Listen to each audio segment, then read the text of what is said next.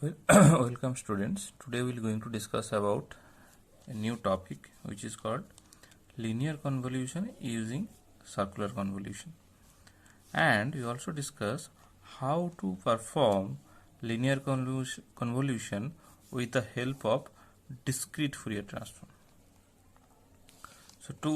So that I'll take an example. Suppose we have a sequence x of n whose length is Lx and another sequence h of n whose length is Lh. Now if I perform linear convolution between this xn and hn,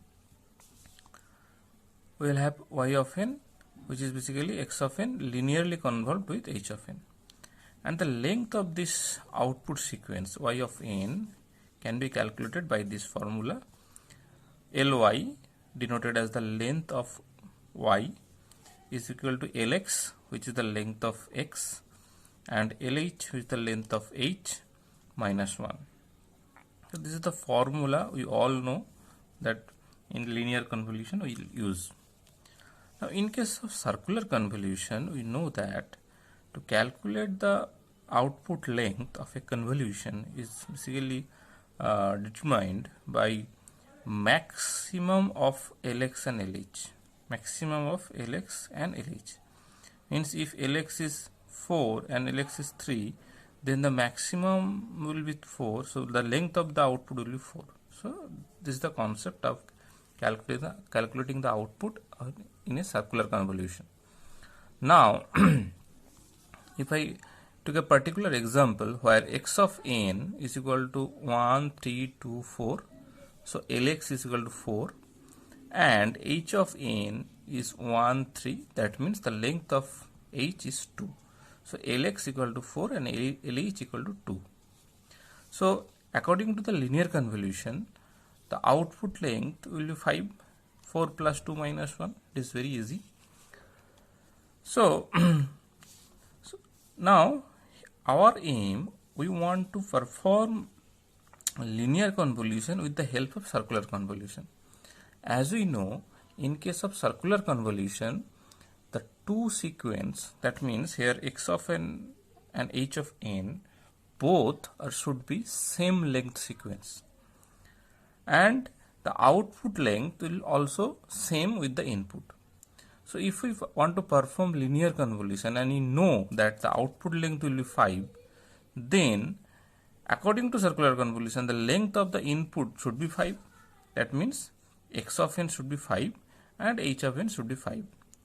So to do that, we will append 1 0 with x of n and append 3 zeros with h of n.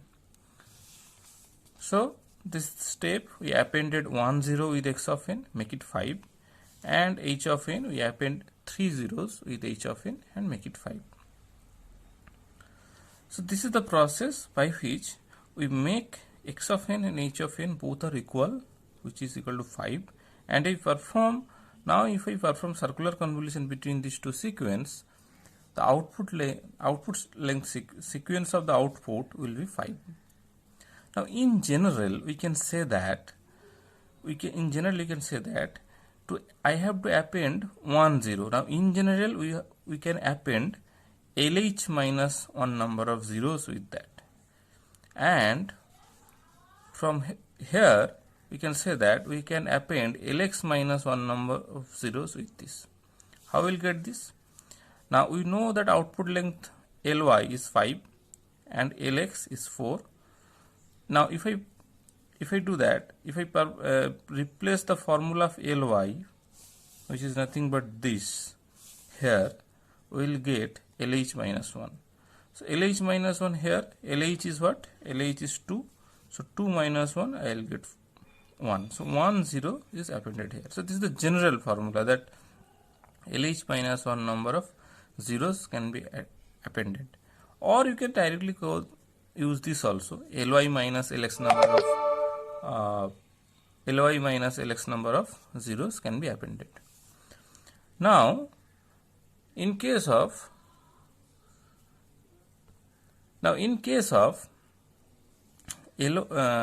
h of n, we can append Ly minus Lh number of zeros, or by the same process if we perform Ly, perform Ly, we can append 3 zeros.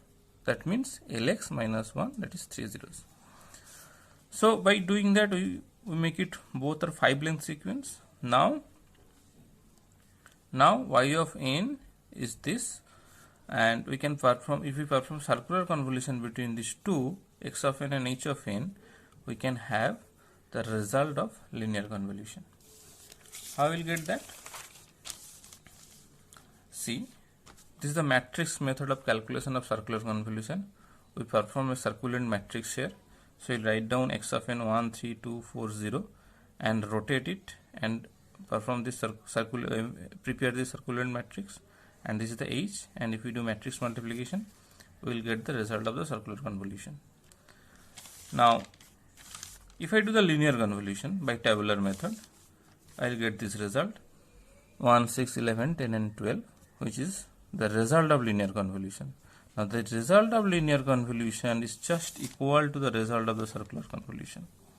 So you can say that with the help of circular convolution, here we actually did linear convolution with the help of circular convolution. So this concept is very important. You can expect some questions in final exam like that.